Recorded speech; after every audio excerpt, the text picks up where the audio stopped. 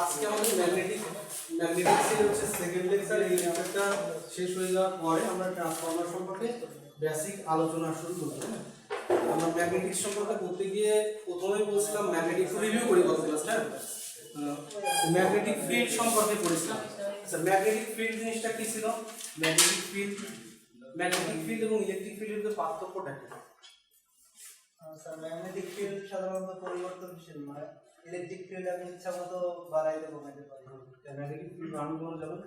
যায়, কিন্তু ওটা তো স্যার স্থায়ী চলবে। আমি ম্যাগনেটিক ফিল্ডের বেসিক সংজ্ঞা কি তাহলে একটু চেঞ্জ করে নেব। ম্যাগনেটিক ফিল্ড হতে গেলে তার কি কন্ডিশন হতে হবে, আর ইলেকট্রিক ফিল্ড হতে গেলে তার কি কন্ডিশন হতে হবে? Magnetic field is a condition. Magnetic ফিল্ডের কন্ডিশন কিসের condition? If A charge in a motion. Charge যদি একটা মোশনে থাকে তাহলে সে একটা ম্যাগনেটিক ফিল্ড ক্রিয়েট করতে থাকবে তার চারপাশে। এখন যখন একটা পার্মানেন্ট ম্যাগনেটের কথা বলছি, সেই পার্মানেন্ট ম্যাগনেটের ক্ষেত্রে একই কথা। তার ভিতরে চার্জগুলো মোশন অবস্থায় আছে এবং অ্যালাইন হয়ে আছে একই দিকে। সবগুলো চার্জ মোটামুটি অ্যালাইন হয়ে একটা ডোমেন তৈরি করে একই দিকে মুভ করতেছে, যার জন্য সে একটা ম্যাগনেটিক ফিল্ড ক্রিয়েট করতেছে। আর ইলেকট্রিক ফিল্ড কি ছিল?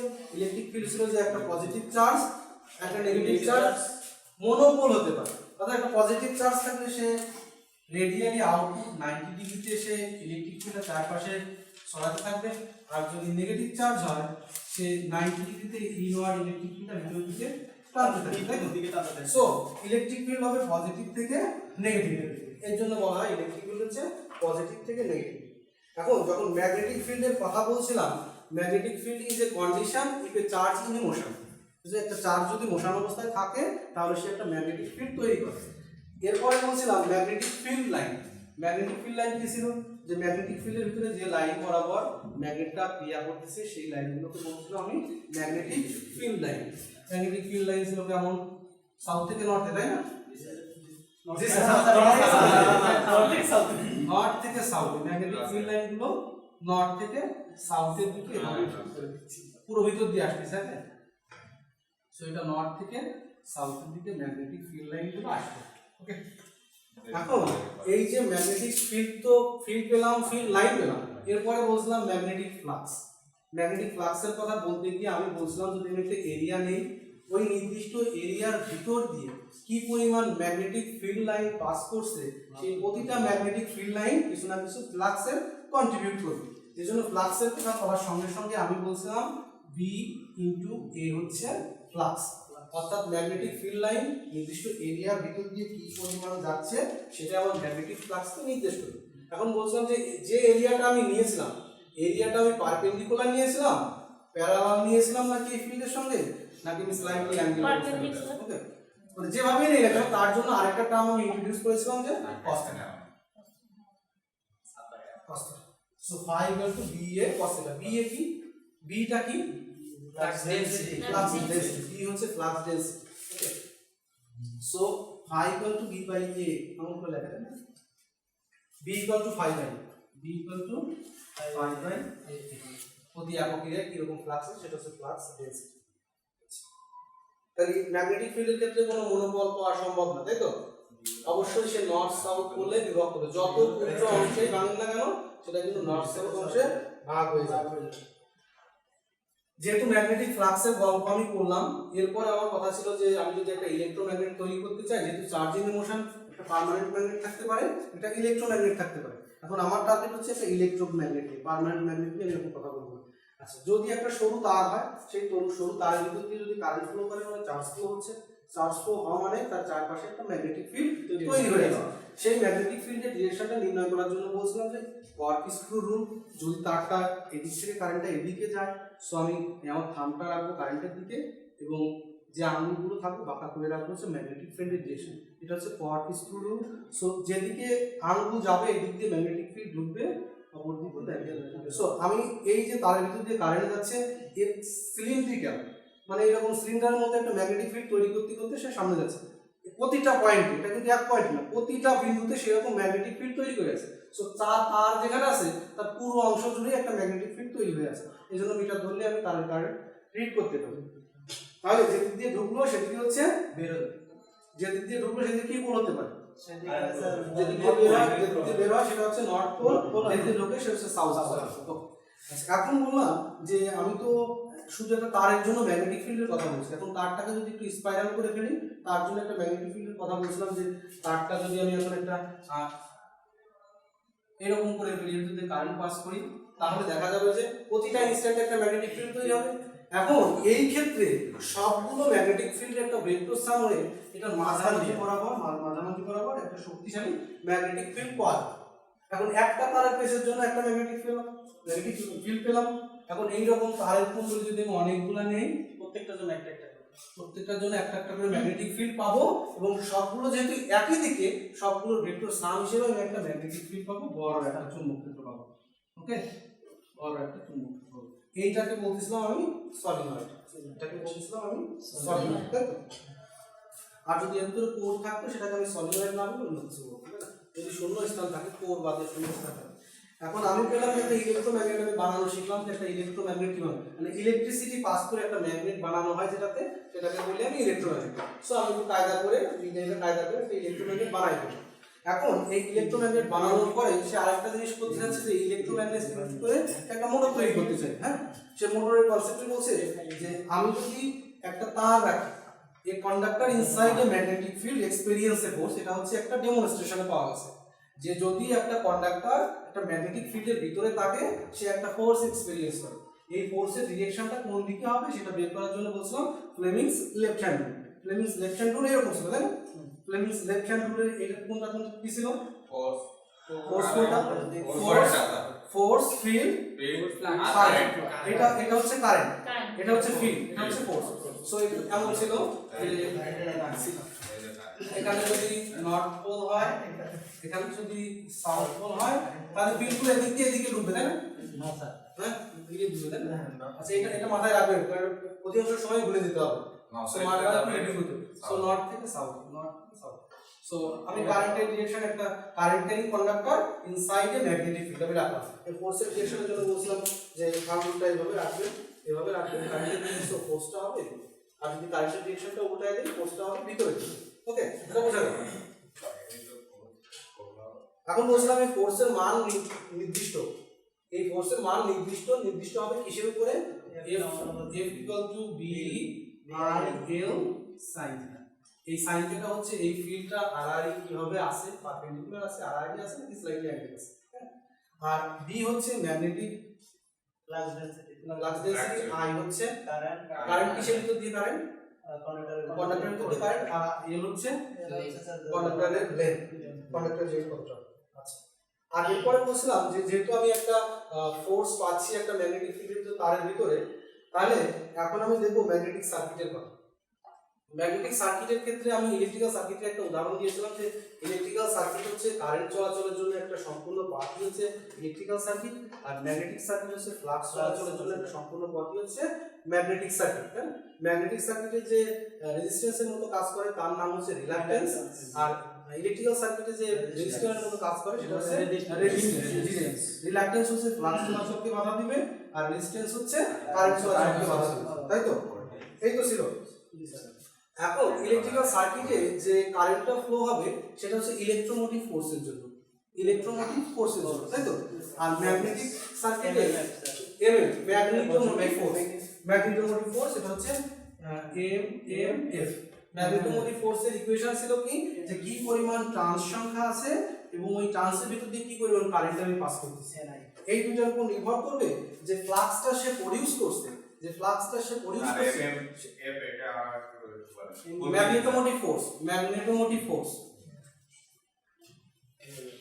সো এই ম্যাগনেটোমোটিভ ফোর্স হচ্ছে I হচ্ছে কুণ্ডলীর ভিতর দিয়ে কি পরিমাণ কারেন্ট আছে, কয়েলের ভিতর দিয়ে কি পরিমাণ কারেন্ট পাস হচ্ছে। ওকে, সো এর ইকুয়েশন ও বলছিল স্যার অ্যাম্পিয়ার টার্ন, এরকম কোন ইকুয়েশন আছে ভিতরে তো বলছিল, অ্যাম্পিয়ার টার্ন হচ্ছে এর একক, SI ইউনিট হচ্ছে অ্যাম্পিয়ার টার্ন, যেহেতু যে কয়েলের ব্যাস সংখ্যা, আর অ্যাম্পিয়ার হচ্ছে কারেন্টের SI ইউনিট। ওকে, এখন ম্যাগনেটোমোটিভ ফোর্স হচ্ছে আমার ফ্লাক্স গুলোকে ধাক্কা দিচ্ছে কয়েলে, মানে আমার ম্যাগনেটিক সার্কিটের ভিতর দিয়ে পাস হওয়ার জন্য। এর সাথে আরেকটা জিনিস আমি রিলেট করতে যাচ্ছি, এই কয়েলের ভিতর, সম্পূর্ণ কয়েলের ভিতর ম্যাগনেটোমোটিভ ফোর্স হচ্ছে এটা। এখন আমি যদি বলি সম্পূর্ণ কয়েল না, পার মিটার লেন্থে কি পরিমাণ ম্যাগনেটোমোটিভ ফোর্স আছে সেটার নাম হচ্ছে magnetic field intensity. Magnetic field intensity.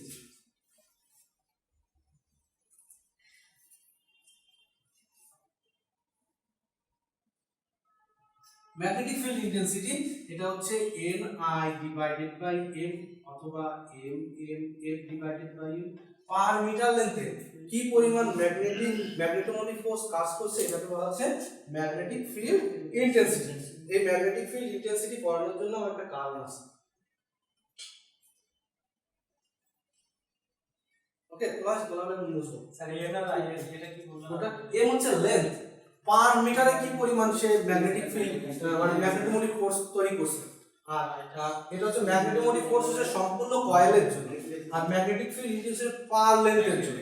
Okay bye intensity মানে এটা হচ্ছে ভ্যারাইটি করে ইন্টেন্সিটি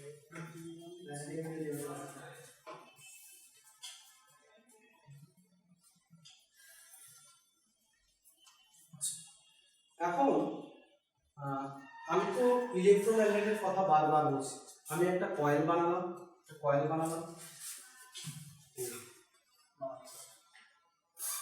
কয়েলটাকে আমি একটা কোরের উপরে পেঁচাবো, তাই না? কয়েলটাকে আমি একটা কোরের উপরে পেঁচাবো। আমি এখানে একটা এসি সোর্স অ্যাপ্লাই করেছি। সো এই কয়েলের ভিতরে ফ্লাক্স তৈরি হবে, সেই ফ্লাক্সগুলো এই কোরের ভিতর দিয়ে পাস হতে থাকে। এখন কি পরিমাণ ম্যাগনেটিক ফিল্ড ইন্টেন্সিটি দিলে এই কোরের ভিতর দিয়ে কি পরিমাণ ফ্লাক্স পাস হবে তার একটা ডেটা শিট আমাদের দরকার। কারণ এই কোরটা যে ইউজ করব, এই কোরের ভিতর দিয়ে ফ্লাক্স যদি ভালোভাবে পাস না হয় সেই ধরনের কোর আমি ইউজ করব না, তাহলে কোরের ভিতরে লসটা বেশি হবে। কারণ ম্যাগনেটিক ফিল্ড ইন্টেন্সিটি অল্প পরিমাণ দিলে ম্যাগনেটিক ফিল্ড ইন্টেন্সিটি যদি অল্প পরিমাণ দিলে ফ্লাক্সটা খুব সহজেই পাস হতে পারে, সেই ধরনের কোর আমি চাই না। এজন্য এখন যেটা দেখাতে যাচ্ছি সেটাকে বলা হচ্ছে BH কার্ভ। BH কার্ভের মিনিং কি? BH কার্ভ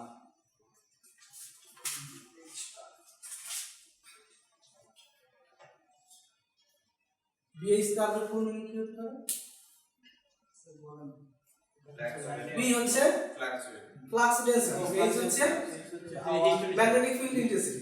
সো এর x অ্যাক্সিস এ হয়তো আমার ম্যাগনেটিক ফিল্ড ইন্টেন্সিটি প্রকাশ করা ও আচ্ছা এটা H দ্বারা H দ্বারা, এটা হচ্ছে H দ্বারা প্রকাশ করা ম্যাগনেটিক ফিল্ড ইন্টেন্সিটি H দ্বারা প্রকাশ করা হয়। সো আমি একটা কার্ভ এখন দেখতে যাচ্ছি, সেই কার্ভের এটা হবে একদিকে থাকবে ফ্লাক্স ডেনসিটি আর একদিকে থাকবে ম্যাগনেটিক ফিল্ড ইন্টেন্সিটি।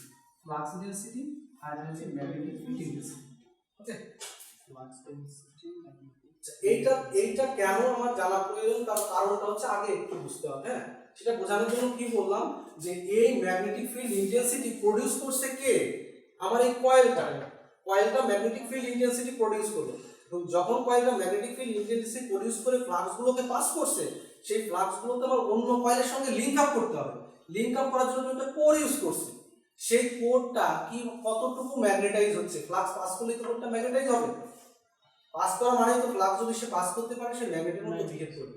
এখন একটা ফেরোম্যাগনেটিক ম্যাটেরিয়াল আমি নেই, সেটা হতে পারে কাস্ট আয়রন, সফট আয়রন, মানে সিলিকন স্টিল হতে পারে অথবা কাস্ট স্টিল হতে পারে, এই ধরনের ম্যাটেরিয়াল ইউজ করি। সেই ধরনের ম্যাটেরিয়াল কি ধরনের বিহেভিয়ার প্রদর্শন করে সেটা হচ্ছে BH কার্ভ দিয়ে বোঝানো যাবে যে ওই ম্যাটেরিয়ালটাকে কত সহজে আমি ম্যাগনেটাইজ করতে পারবো এবং কত সহজে আমি ডিম্যাগনেটাইজ করতে পারবো। যদি সহজে ম্যাগনেটাইজ করতে পারি তো ভালো, না করতে পারলে সেই ম্যাটেরিয়ালটা ইউজ করবো। তার শুরুতে 4টা রিজিয়ন আছে। আমি যখন ম্যাগনেটিক ফিল্ড ইন্টেন্সিটি বাড়াবো, জিরো থাকবে, তখন কোনো ফ্লাক্সই তো পরের ভিতর দিয়ে যাবে না। সো আস্তে আস্তে আমি বাড়াবো, আস্তে আস্তে বাড়াবো, বাড়াতে একসময় গিয়ে স্যাচুরেটেড। এখানে 4টা পার্ট আছে। প্রথমটাকে আমি বলবো হচ্ছে লো রিজিয়ন।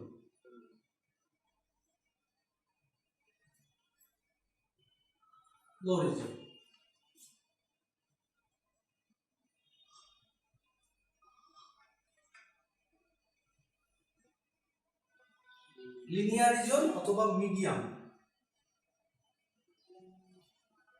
মানে ম্যাগনেটিক ফিল্ড ইন্টেন্সিটি হচ্ছে মিডিয়াম।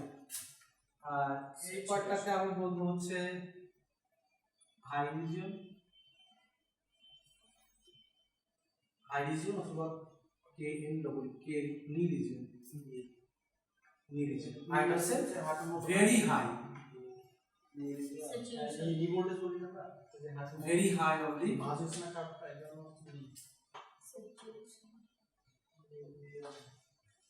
Saturation reason.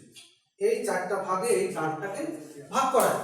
অর্থাৎ আমি যখন এই কোরের ভিতর দিয়ে ফ্লাক্সগুলোকে পাস করছি তখন ম্যাগনেটিক ফিল্ড ইন্টেন্সিটি যখন কম ছিল ফ্লাক্সগুলো কম পাস হচ্ছিল। আস্তে আস্তে আমি ডোমেইন দিয়েও ব্যাখ্যা করার চেষ্টা করব। লিনিয়ার রিজনে কি হচ্ছে, লিনিয়ার রিজনে এসে দেখা যাচ্ছে যে A is proportional to B এই রিজনটার জন্য A is proportional to B, অর্থাৎ ম্যাগনেটিক ফিল্ড ইন্টেন্সিটি একটু যতটুকু বাড়াবো সেই তুলনায় ফ্লাক্স ডেনসিটিও একই পরিমাণে বাড়বে, এই জন্য লিনিয়ার রিজন বলেছে। আর নি রিজন হচ্ছে এই লিনিয়ার এবং স্যাচুরেশন রিজনের আগের পার্টটা, লিনিয়ার এবং স্যাচুরেশন রিজনের আগের পার্টটা। ওকে, এখন এই পার্টে ম্যাগনেটিক ফিল্ড ইন্টেন্সিটি মোটামুটি হাই বলা যায়, আর ভেরি হাই হচ্ছে স্যাচুরেশন রিজন। এখন এইটা স্যাচুরেট হচ্ছে কেন, ওটা কেন স্যাচুরেট হয়? এখন একটা যখন ম্যাটেরিয়াল আমি নিব, আয়রন বলি মানে ফেরোম্যাগনেটিক ম্যাটেরিয়াল যখন আমি নিব, ওই ম্যাটেরিয়ালের ভিতরে নির্দিষ্ট পরিমাণ ম্যাগনেটিক ফিল্ডের জন্য একটা ডোমেইন থাকবে, নির্দিষ্ট পরিমাণ ডোমেইন থাকবে। ওই ডোমেইনগুলো যখন অ্যালাইন হবে তখনই তো আমার এটা ম্যাগনেটের মতো কাজ করবে, তাই না? এখন মনে করো যে এখানে আমার 10টা ডোমেইন ছিল সাপোজ, সো যখন লো রিজিয়ন তখন 10টার ভিতরে হয়তো 2টা ডোমেইন অ্যালাইন হয়েছে, সো সে হালকা ম্যাগনেটের মতো বিহেভ করবে। সো লিনিয়ারে এসে দেখা গেলো 2টার জায়গায় 5টা হয়েছে, নিতে এসে হয়তো দেখা গেলো 10টার ভিতরে প্রায় 7টা হয়ে গেছে। আর স্যাচুরেশন রিজিয়নে 10টার ভিতরে 10টাই হয়ে গেছে, অর্থাৎ ওইটা সম্পূর্ণরূপে যতটুকু ম্যাগনেটাইজ হওয়ার কথা ছিল তার ম্যাক্সিমাম ভ্যালুতে পরিণত হয়ে গেছে। এখন যদি আমি ম্যাগনেটিক ফিল্ড ইন্টেন্সিটি বাড়াতে থাকি তাহলে কিন্তু সে আর বেশি পরিমাণে ফ্লাক্স পাস করবে না, কারণ তার ম্যাক্সিমাম ফ্লাক্স ডেনসিটিতে সে পৌঁছে গেছে। ওই পরিমাণ ফ্লাক্স ডেনসিটির বাইরে আর কোনো ফ্লাক্স ডেনসিটি সে পাস করতে পারবে না। বোঝা গেল স্যাচুরেশন রিজন কেন হচ্ছে? তার সমস্ত ডোমেইনগুলো অ্যালাইন হয়ে গেছে, ওর বাইরে আর কোনো ডোমেইন নেই, স্যাচুরেট হয়ে গেছে। আর ফ্লাক্স উৎপন্ন হলেও সেটা মানে পাস করবে না, পাস করবে না। ফ্লাক্স ওর বেশি, ওর ক্ষমতার বাইরে এসে পাস করতে পারবে। একটা পাইপের ভিতর দিয়ে মনে করো যে পানি যাচ্ছে, পানি দিয়ে এমন 2 ইঞ্চি পাইপ দিয়ে মনে করো পানি দিচ্ছি, এখন আমি এমন পাম্প লাগালাম যে 3 ইঞ্চি পাইপ দিয়ে পানি ফ্লো করানো যায়। 3 ইঞ্চি পাইপের পানি 2 ইঞ্চি পাইপে দিলে ফোর্সটা কেমন বাড়বে, এমনকি 2 ইঞ্চি পাইপ ফেলে যেতে পারবে। এটা হচ্ছে আমার ইয়েটা নষ্ট হয়ে যেতে পারে। এখন এই কার্ভটা হচ্ছে একটা নরমাল কার্ভ, প্রতিটা ফেরোম্যাগনেটিক ম্যাটেরিয়ালের জন্য এই ধরনের কার্ভ পাওয়া যায়। এখন কোন ম্যাটেরিয়ালটা আমি চুজ করব তা নির্ধারণ করবে যে এই ম্যাগনেটিক ফিল্ড ইন্টেন্সিটি কম দিয়ে যদি বেশি ফ্লাক্স পাস করাইতে পারি সেই ধরনের ম্যাটেরিয়াল আমি নিব। এর জন্য আমার একটা কম্পারিজনে যেতে হবে, বিভিন্ন ম্যাটেরিয়ালে বিএইচ কার্ভ আমাকে অ্যানালাইসিস করতে হবে। যদি বিএইচ কার্ভ আমি অ্যানালাইসিস করতে পারি তাহলে কোন ম্যাটেরিয়ালটা নেব সেটা আমি নির্ধারণ করতে পারবো। পরের কার্ভটা আমি 2-3টা ম্যাটেরিয়ালের জন্য আঁকি। হ্যাঁ, তাহলে স্যার এখানে আমাদের ডিপেন্ড করতেছে ম্যাগনেটিক ফিল্ড ইন্টেন্সিটির উপর নির্ভর করে আমরা ফ্লাক্স কিরকম পাস হচ্ছে, ফ্লাক্স ডেনসিটি পাবো। হ্যাঁ, ফ্লাক্স ডেনসিটি কিরকম পাস হচ্ছে। যদি অল্প ম্যাগনেটিক ফিল্ড ইন্টেন্সিটি দিয়ে বেশি করে ফ্লাক্স পাস করানো যায় তাহলে সেই ম্যাটেরিয়ালটা ভালো। কোনটা দিয়ে বেশি কাজ হয় স্যার? হ্যাঁ, আচ্ছা আমি ছোট করে আঁকি। স্যার বলতেছি কোন মানে কোনটা দিয়ে ম্যাগনেটিক ফ্লাক্সটা বেশি হয়? এই যে কারেন্ট আছে 500 সিলিকন স্টিলের সাথে যদি সিলিকন মিশাই সেই ধরনের ম্যাটেরিয়ালটা খুব ভালো কাজ করে, এটা এখনই দেখা যাবে।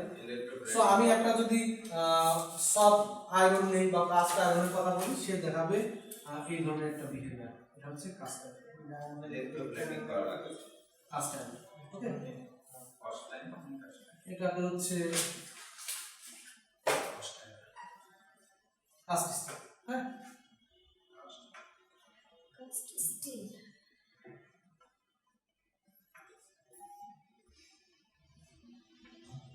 সিলিকন অর্থাৎ একটা স্টিল আছে, যে স্টিলের ভিতরে আমি সিলিকন মিশিয়েছি। হ্যাঁ,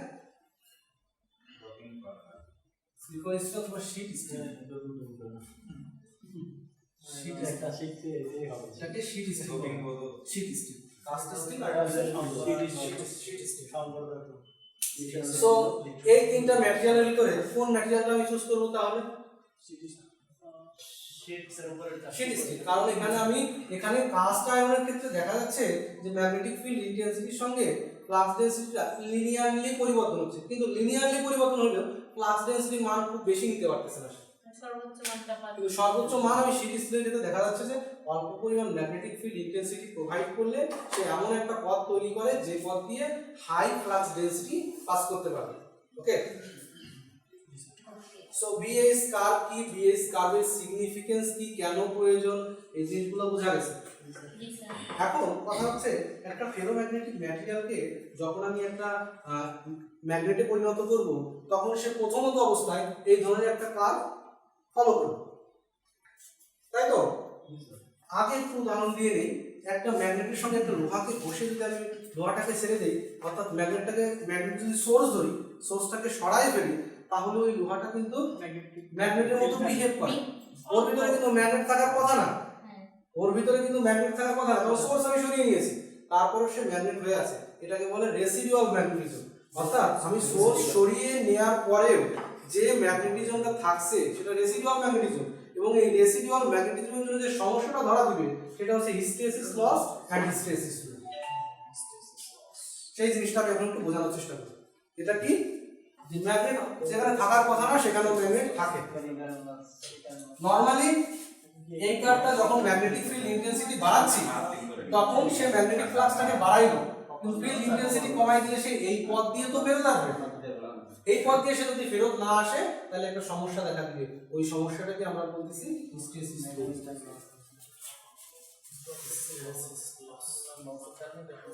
সোর্স সরিয়ে গেলে যেটা হচ্ছে ম্যাগনেটের মতন আচরণ করে তাকে কি বলে? কোনটা? সোর্স সরিয়ে গেলে যেটা ম্যাগনেটের মতন আবেশ করে, ওটা ফেরোম্যাগনেটিক ম্যাটেরিয়াল। ফেনো ferromagnetic material, ferro ferromagnetic material. Ferromagnetic material ছাড়া তো ইলেকট্রোম্যাগনেট তৈরি করা যাবে না, তাই না? ফেরোম্যাগনেটিক ম্যাটেরিয়াল আমার লাগবে ইলেকট্রোম্যাগনেট তৈরি করার জন্য।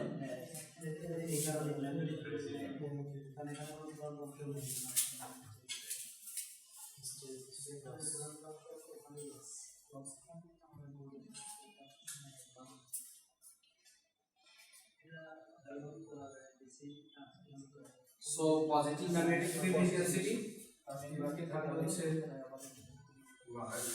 নেগেটিভ ম্যাগনেটিক ফিল্ড ইন্টেন্সিটি, এদিকে পজিটিভ ফ্লাক্স। নেগেটিভ ফ্লাক্স মানে বোঝাচ্ছি যে ডিরেকশনটা উল্টা দিকে, নেগেটিভ ফ্লাক্স মানে বোঝাচ্ছি ডিরেকশনটা উল্টা দিকে। তা প্রথমত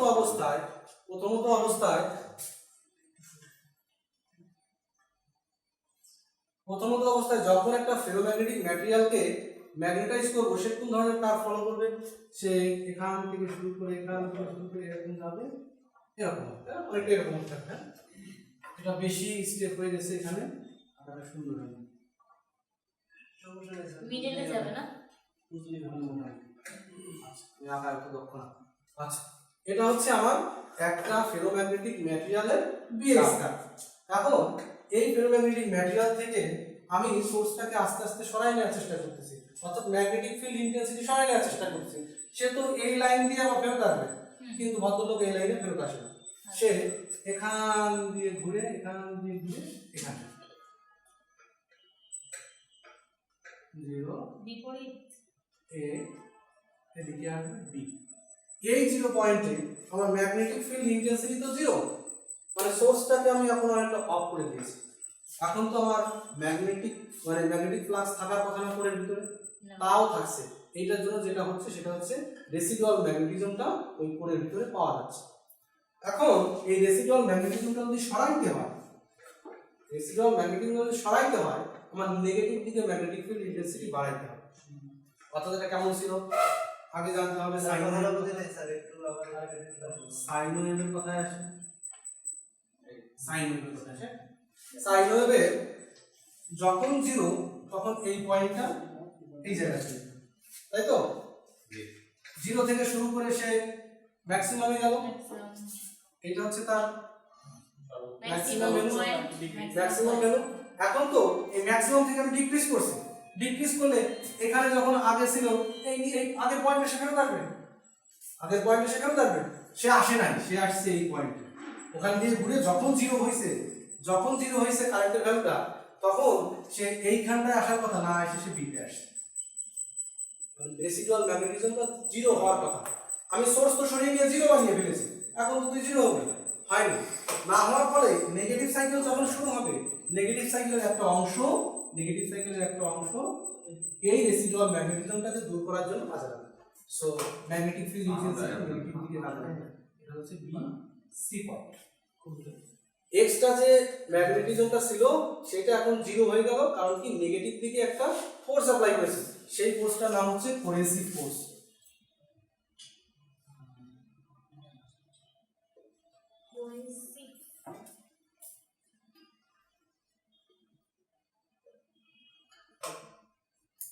অর্থাৎ জোর করে টেনে ধরে যে ফোর্সটা রেসিডুয়াল ম্যাগনেটিজমটাকে জিরো করলো সেটার নাম হচ্ছে কোহেসিভ ফোর্স।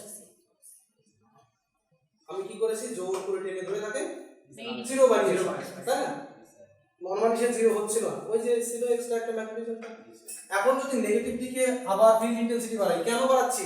এই যে সাইন ওয়েভ, আমি তো সোর্স লাগিয়েছি পজিটিভ নেগেটিভ মানে সাইনোসয়েডাল ওয়েভের সোর্স, সো এখন সে নেগেটিভ দিকে আবার বাড়তে থাকবে, সে নেগেটিভ দিকে আবার ম্যাক্সিমাম ভ্যালু নেগেটিভ দিকে আবার বাড়তে থাকবে, ম্যাক্সিমাম স্যাচুরেট হয়ে গেছে, এখন আবার স্যাচুরেট হয়ে গেছে, ম্যাক্সিমামের পিকে চলে আসছে।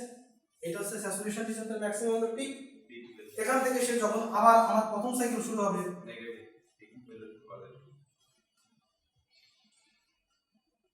এটা তো টাইম পিরিয়ড শেষ, আবার টাইম একটা শুরু হয়েছে, তাহলে তখন তার তো এই পয়েন্ট দিয়ে সে ফেরত যাবে, সে পয়েন্টে ফেরত না গিয়ে সে আবার দেখা গেল পজিটিভের দিকে গেল, এই পয়েন্টে সেইখানে হিট করবে। এটা তো জিরো হওয়ার কথা ছিল, বা এই পয়েন্টে যাওয়ার কথা ছিল, তাও যাবে না। এখন এই যে এক্সট্রা একটা ম্যাগনেটিজম আছে, এখানে যে ও বি পয়েন্টের উচ্চতা যতটুকু হবে, যে পরিমাণ থাকবে এখানে এই পয়েন্টও তাই হবে, এটা হচ্ছে সি ডি ই। ও ই পয়েন্ট এবং ও বি পয়েন্ট সবসময় সেম হবে। অ্যাকচুয়ালি রেসিডুয়াল, হ্যাঁ, মানে ও বি পয়েন্ট মানে হচ্ছে পজিটিভ ম্যাগনেটিক রেসিডুয়াল যেটুকু ছিল, মানে নর্থ পোল হয়ে যতটুকু ছিল, নেগেটিভে সাউথ পোলে ততটুকু হয়ে থাকবে, তাই স্ট্রেংথটা ম্যাগনেটিক ফিল্ডের ইন্টেন্সিটি স্ট্রেংথটা ততটুকুই থাকবে। এই জন্য বলতেছি এখানে যতটুকু রেসিডুয়াল ম্যাগনেটিজমটা ছিল উল্টা দিকেও ঠিক ততটুকুই থাকবে, কারণ একই material.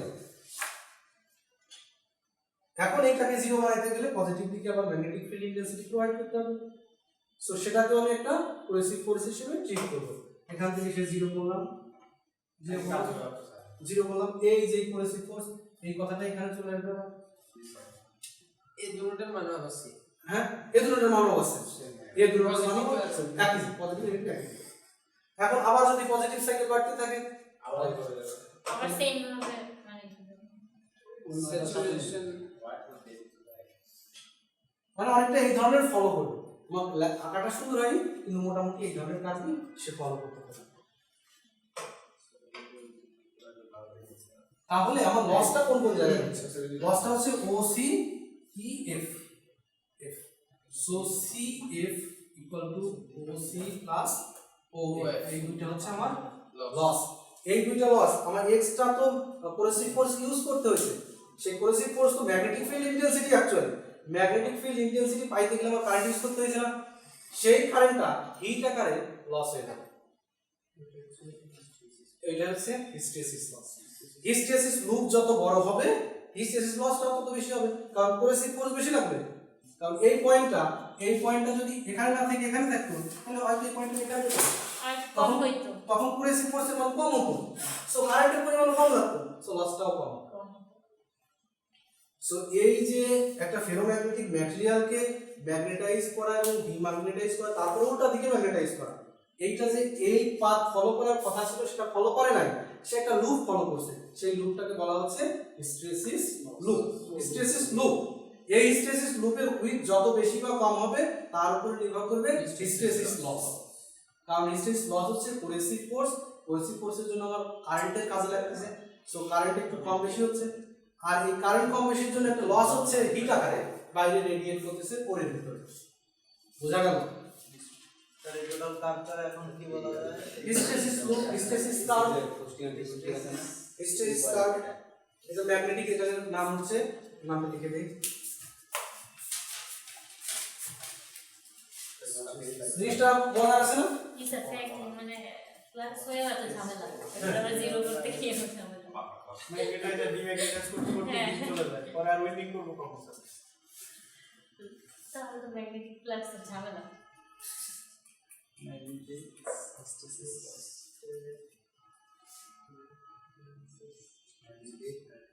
Magnetic hysteresis and loss. Hysteresis loss বলার আগে কষ্ট করে লিখি নাই, হিস্টেসিস এন্ড হিস্টেসিস লস। এই কাজ স্যার স্যার হ্যাঁ। হিস্টেরিসিস লস অথবা কার্টের সংজ্ঞাটা আরেকবার হিস্টেসিস লুপ বলো, ম্যাগনেটিক হিস্টেসিস লুপ, লুপ নাম বলো। এটা হচ্ছে ম্যাগনেটিক হিস্টেসিস। এটা আরো সুন্দর করে আঁকা আছে আমার ইসে, ওইটা একটু দেখে নিও, আমার আঁকাটা সুন্দর হয়েছে। এই দুই মাথা ওই মাথা সেম হতে হবে, ও মাথা মাথা তোমার সেম হয় স্যার না। এটা আসবে স্যার? আনুমানিক স্যার আনুমানিক ধরে দেন। আনুমানিক, হ্যাঁ এটা আসবে? স্যার এটা ও তো আসবে কিনা এটা কেন গুরুত্বপূর্ণ? আমার ম্যাগনেটিক হিস্টেসিস এবং হিস্টেসিস লুপ বা লস জানা কেন প্রয়োজন? আমি যখন একটা ট্রান্সফরমার বানাবো তখন তো তার একটা কোর ইউজ করতে হবে। সেই কোরের ভিতর দিয়ে যদি ফ্লাক্স ভালোভাবে পাস না করে, কোরটা বেশি গরম হতে থাকবে। সো আমার তার জন্য কুলিং সিস্টেমটা আরো বেশি স্ট্রং হবে। কয়েলটা চলে যাচ্ছে। কয়েলটা চলে যেতে পারে, কুলিং যদি ভালো না হয় কয়েল চলে যেতে পারে। তার থেকে আমি এমন ম্যাটেরিয়াল ইউজ করি যে ম্যাটেরিয়ালটা আমার ম্যাগনেটিক ফ্লাক্সটা খুব সহজেই পাস করতে পারে। সো এই বিএস কাজের সিগনিফিকেন্সে আমি বিভিন্ন ডিফারেন্ট ম্যাটেরিয়াল নিব, সেই ডিফারেন্ট ম্যাটেরিয়ালের উপর আমি ডেমনস্ট্রেট করে দেখতে চাইবো, মানে আমি তাকে এক্সপেরিমেন্ট করব। একদিকে ম্যাগনেটিক ফিল্ড ইন্টেন্সিটি দিব এবং তার ভিতরে কি করে ফ্লাক্স যাচ্ছে এটা এক্সপেরিমেন্ট করব। এক্সপেরিমেন্ট করার পরে তার থেকে আমি ডেটা নিয়ে কম্পারিজন করব যে কোন ম্যাটেরিয়ালটা আমার ভালো। এখন এরকম একটা প্রশ্ন অনেকেই করতে পারে যে আমি যদি একটা ট্রান্সফরমারের এফিসিয়েন্সি আরো বাড়াইতে চাই তাহলে আমার কি পদক্ষেপ নেওয়া যেতে পারে? তার একটা কথা বলা যেতে পারে যে আমি একটা কোর ইউজ করব, এমন একটা কোর যে কোরটা আমার আগের যে ফ্লাক্স ডেনসিটি ম্যাক্সিমাম পাস করতো যে ম্যাটেরিয়ালটা তার থেকে ভালো। তাহলে কম ম্যাগনেটিক ফিল্ড ইন্টেন্সিটি প্রোভাইড করলে সে বেশি পরিমাণে ফ্লাক্স পাস হতে দেবে। এক্ষেত্রে আমার লসটা, আমার হিস্টেসিস লসটা কমে যাবে, সো এফিসিয়েন্সিটা আমার বাড়বে। কত সময় আছে আমাদের? আচ্ছা, এখন যদি আমরা এই হিস্টেসিস লসের কথা বিভিন্ন ম্যাটেরিয়ালের জন্য চিন্তা করি, তাহলে যদি ম্যাটেরিয়ালটা সফট আয়রন হয়, সফট স্টিল হয়, এইটা মানে সফট হার্ড বলে একটা ম্যাটেরিয়ালের ডিফারেন্স করা যায়। ম্যাটেরিয়াল সায়েন্সে আছে যে soft material, hard material. Soft material হলে এই হিস্টেসিস লুপটা সাধারণত ছোট হয়, আর হার্ড ম্যাটেরিয়াল হলে এই হিস্টেসিস লুপটা বেশি হয়।